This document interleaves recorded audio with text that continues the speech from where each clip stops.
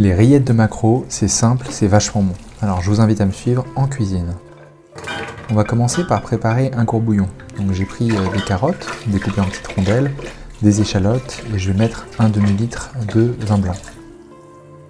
On va faire chauffer ce mélange. Je vais rajouter un petit peu de bouillon.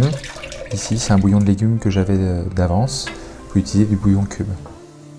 Une fois que le courbouillon bout, vous mettez vos maquereaux, videz et la tête a été retirée.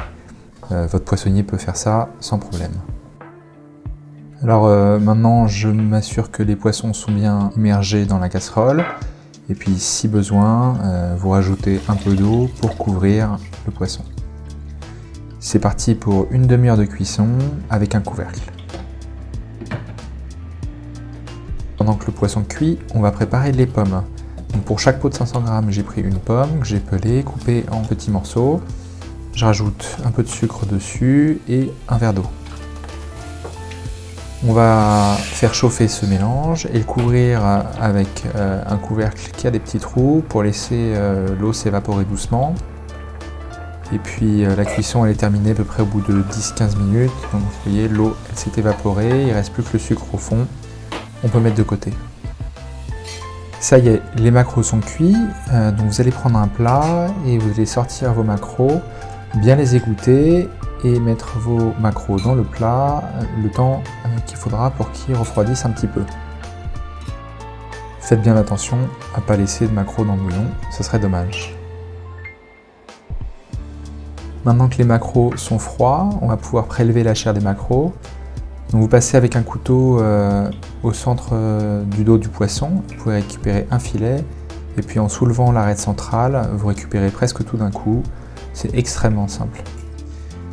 Il peut rester des arêtes, souvent du côté de la tête du poisson, donc faites bien attention de ce côté-là. Vous pouvez vérifier qu'il n'y a pas d'autres arêtes, bien entendu. Et faites attention aussi aux nageoires qu'il pourrait y avoir sur le dos du poisson.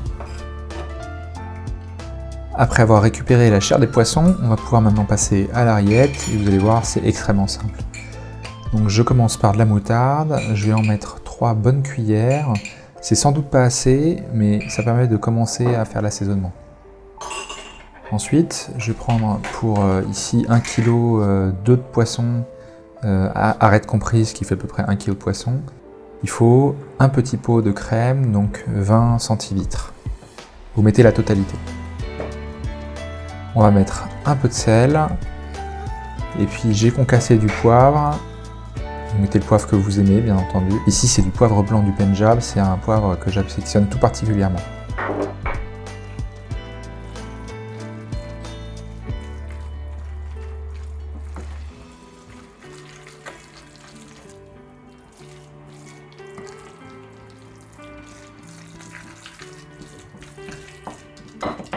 La rillette est presque prête, mais il faut toujours la goûter pour ajuster l'assaisonnement. Ici, par exemple, je me suis rendu compte qu'il manquait de sel et de moutarde.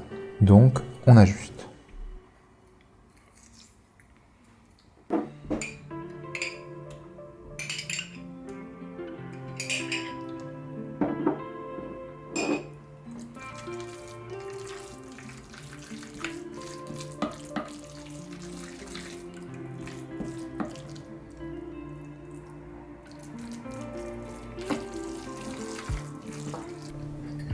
On va maintenant pouvoir passer à la mise en bocal. Alors ici, j'ai choisi des bocaux en verre avec anneau en caoutchouc. Et ça, c'est pour pouvoir procéder à un traitement thermique par la suite.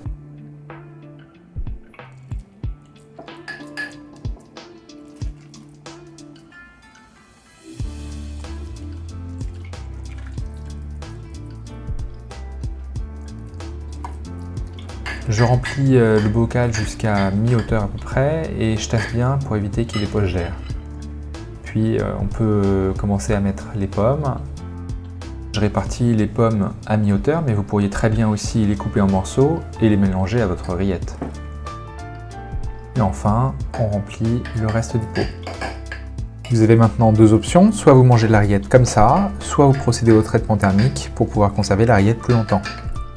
Si vous comptez procéder au traitement thermique, prenez un papier essuie-tout et vous nettoyez très bien le bord de votre pot pour éviter qu'il y ait des morceaux de poisson qui soient en contact avec l'anneau en caoutchouc. S'il vous reste quelques pommes, vous pouvez bien sûr en rajouter avant de fermer le pot.